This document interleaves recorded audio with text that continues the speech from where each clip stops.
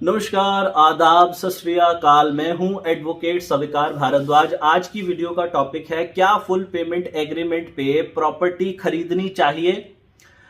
आज से कुछ दिन पहले एक क्लाइंट मेरे पास आए थे और उनको कोर्ट के अंदर कोई केस डालना था अपनी प्रॉपर्टी से रिलेटेड। तो उन्होंने मुझसे यह सवाल पूछा कि सर, मेरे पास एक प्रॉपर्टी है जो मैंने फुल पेमेंट एग्रीमेंट पे खरीदी थी आज से 5 साल पहले।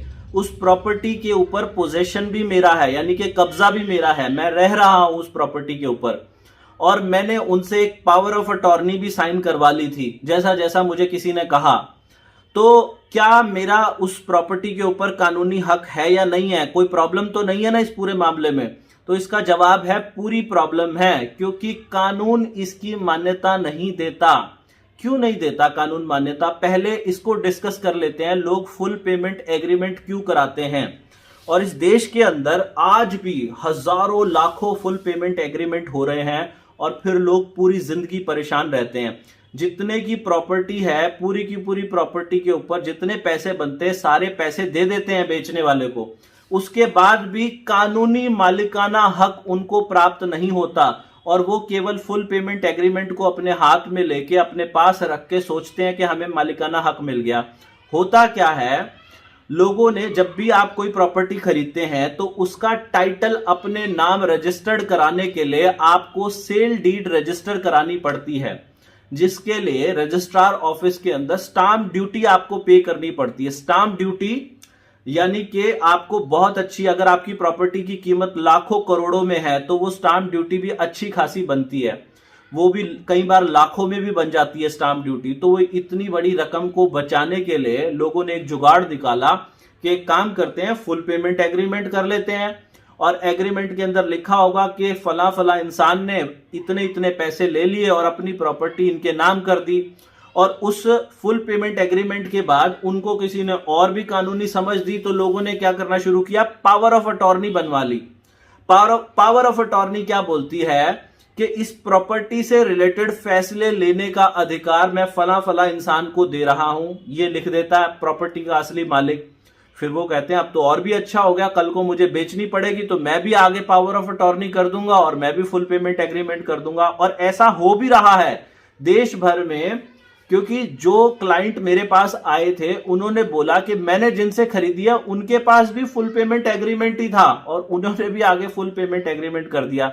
लेकिन अगर आप ऐसा कर रहे हैं तो आप अपना बहुत बड़ा नुकसान कर रहे हैं। कई बार क्या होता है, ऐसे केसेस के अंदर कोई उनको सलाह देता है कि कल को वो इंसान मर जाएगा तो तुम एक काम करो, तुम उनकी वसीयत भी करा लो कि कल को मरने के बाद तो ये पावर ऑफ अटॉर्नी वैलिड नहीं होगी। तो वो करते हैं, मरने के बाद की वसीयत भी करवा लेते हैं, और वो सोचते हैं कि अब तो कल को ये इंसान अगर चला भी गया इस दुनिया को छोड़ के तब भी ये प्रॉपर्टी मेरे नाम रहेगी। लेकिन ऐसा नहीं होता। कोर्ट ने 2011 के अंदर, माननीय सुप्रीम कोर्ट ने अपने फैसले में कहा कि पावर ऑफ अटॉर्नी या फुल पेमेंट एग्रीमेंट या कोई वसीयत इस तरीके के मामले के अंदर वो वैलिड नहीं होगी जब तक प्रॉपर्टी का टाइटल आपके नाम नहीं है। तब तक आप उस प्रॉपर्टी से संबंधित कोई भी विवाद कोर्ट में लेकर नहीं आ सकते। जब तक आपके नाम टाइटल नहीं है तब तक के लिए आपका ये फुल पेमेंट एग्रीमेंट जो है ये कोई कानूनी मान्यता नहीं रखेगा। तो एक बात ध्यान में रखिएगा, अगर आप ऐसी कोई डील करने जा रहे हैं जिसके अंदर आप सिर्फ पैसे दे रहे हैं और स्टाम्प ड्यूटी बचाने के लिए, आपने वो कहावत सुनी होगी ना कि महंगा रोए एक बार, सस्ता रोए बार बार। तो लोग इतनी करोड़ों रुपए की प्रॉपर्टी खरीदते हैं, लाखों रुपए की प्रॉपर्टी खरीदते हैं, और थोड़ी सी स्टाम्प ड्यूटी बचाने के चक्कर में वो एक फुल पेमेंट एग्रीमेंट कर बैठते हैं, जिसके चलते वो सारी जिंदगी परेशान हो जाते हैं। और जब समय बीत जाता है, इतना लंबा समय हो जाता है, तो आप उस इंसान को ढूंढते रहो, वो कुछ भी नहीं करता। आप पूरी कोशिशें करते हो, उसकी मिन्नतें करते हो, फिर वो 100 तरीके के आपसे और नाजायज तरीके के पैसे मांगता है कि अगर रजिस्ट्री करवाऊंगा तो मुझे इतने पैसे चाहिए, मैं ये करूंगा, मैं वो करूंगा। तो इसीलिए फुल पेमेंट एग्रीमेंट को लेकर सुप्रीम कोर्ट ने अपने फैसले में ये बात कही कि ना तो उसे न्यायालय के अंदर कोई मान्यता मिलेगी, और ना ही नगर पालिका, नगर परिषद या नगर निगम के अंदर अगर वो इंसान अपनी प्रॉपर्टी से संबंधित कोई भी काम लेकर जाता है तो वहां पर उसे कोई मान्यता नहीं मिलेगी अगर प्रॉपर्टी का टाइटल उसके नाम नहीं है तो। और अगर कल को गलती से आपको बैंक से लोन लेना पड़ जाए अपनी प्रॉपर्टी में, तो भी अगर प्रॉपर्टी का टाइटल आपके नाम नहीं है, सिर्फ फुल पेमेंट एग्रीमेंट है, तो बैंक से लोन भी नहीं मिलेगा। तो कुल मिला के बात यह है कि आपको फुल पेमेंट एग्रीमेंट के ऊपर प्रॉपर्टी नहीं लेनी चाहिए। प्रॉपर्टी लेने के लिए हमेशा हमें एक रजिस्टर्ड सेल डीड करवानी चाहिए, यानी जिसे रजिस्ट्री बोलते हैं। अगर आप ऐसा नहीं करोगे तो किसी प्रॉब्लम में फंस जाओगे।